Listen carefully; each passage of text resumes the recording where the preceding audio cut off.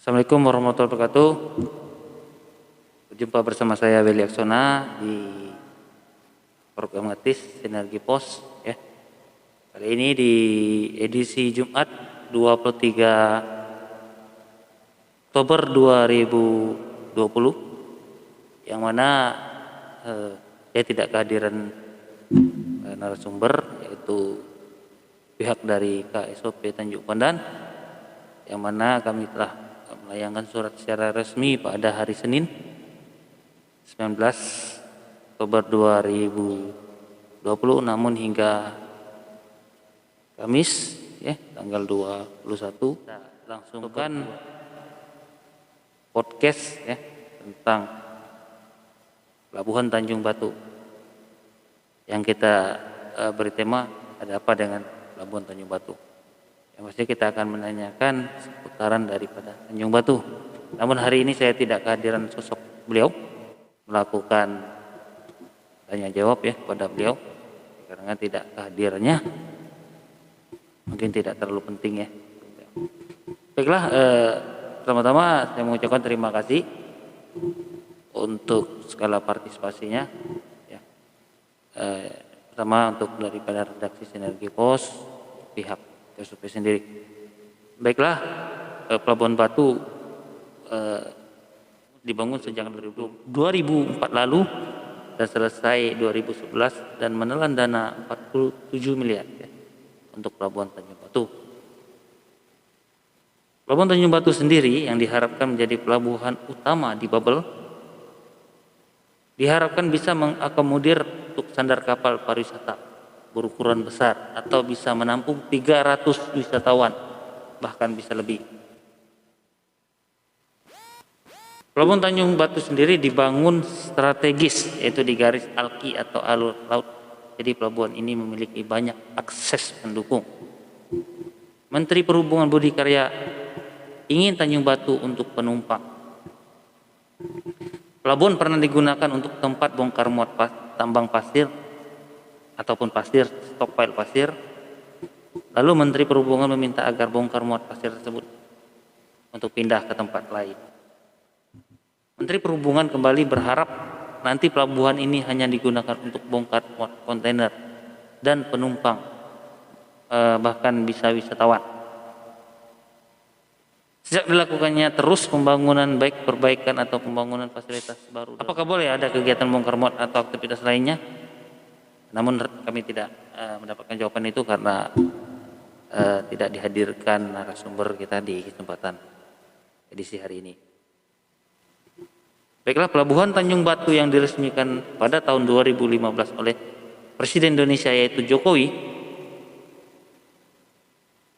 Pelabuhan Tanjung Batu pernah digunakan untuk mengirim pasir pada tahun 2017, sedangkan Menteri Perhubungan minta tidak boleh ada pengiriman pasir.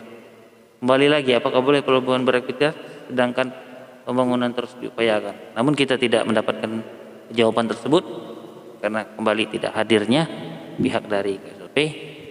Sedangkan kita sudah melayangkan surat secara resmi untuk meminta hadir di program podcast Ngelakar Kritis kita bersama KSOP Tanjung Pandan tentang Tanjung Batu ini. Beliau hanya membalas via pesan WA. Oke, hingga hari ini jawaban tersebut tidak dipenuhi. Namun podcast ini tetap kita akan jalankan, program tetap kita jalankan meskipun tanpa sosok daripada pihak KSOP sendiri. Jadi hari ini kita mendapatkan bangku kosong untuk program podcast kali ini. Baiklah, pantauan Sinergi Pos, beberapa titik jalan sudah berlubang. Lebih parahnya lagi, Pelabuhan Batu seperti nampak tidak terurus. Beberapa sisi jalan sudah ditumbuhi rumput ataupun lalang kurang lebih setinggi pinggang orang dewasa. Jadi kalau dari luar, Pelabuhan Batu ini seperti tidak ada aktivitas sama sekali atau mungkin sudah dihentikan aktivitas tersebut. Namun sayangnya Pelabuhan Batu yang digunakan oleh uang negara tersebut tidak sama sekali seperti terurus. Lalu pada Selasa 23 Juli 2019, Gubernur Babel pernah memerintahkan Kepala Dinas Perhubungan Provinsi K.A. Tajudin meninjau Pelabuhan Batu. Bahkan Pemkab pernah mengirim surat kepada Menteri Perhubungan Budi Karya meminta untuk meninjau kembali kinerja KSOP tersebut karena kurang bisa bekerja sama. Tidak tahu kita kerjasama tentang apa, ya? Yang pastinya kita kembali tidak mendapatkan jawaban tersebut karena sedianya bangku kosong, ya, tidak dihadirkan dari pihak KSOP sendiri. Juga Pemkab Belitung pernah mengirim surat kepada Menteri Perhubungan Budi Karya meminta untuk meninjau kembali kinerja KSOP tersebut karena kurang bisa bekerja sama. Yang pastinya banyak keluhan dari pihak swasta baik investor maupun instansi pemerintah setempat. Bahkan DPRD pernah mengirim surat juga untuk Menteri Perhubungan agar mengganti kepala KSOP Tanjung Pandan yang dinyatakan kurangnya koordinasi dengan pemerintah daerah. Nah, kembali kita tidak sosok beliau, sosok dari instansi KSOP sendiri. Apakah benar pernyataan tersebut? Ya, kita tidak tahu.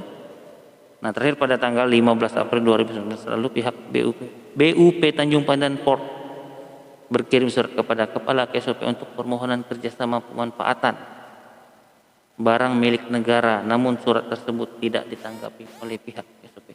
Apa benar seperti itu? Kembali kita tidak dapat jawabannya. Kami menggelar podcast ini karena sesuai dengan surat undangan, kita tetap akan menggelar podcast ini, program ngetis ngelakar kritis ini meskipun tanpa sosok daripada yang kita undang. Artinya kita tersedianya bangku kosong, namun kita tetap akan menjalankan program ini. Baiklah, demikianlah dari saya Willy Aksona dan kru yang bertugas pamit undur diri. Mudah-mudahan kita berjumpa dan bertemu kembali di edisi selanjutnya. Wassalamualaikum warahmatullahi wabarakatuh. Terima kasih.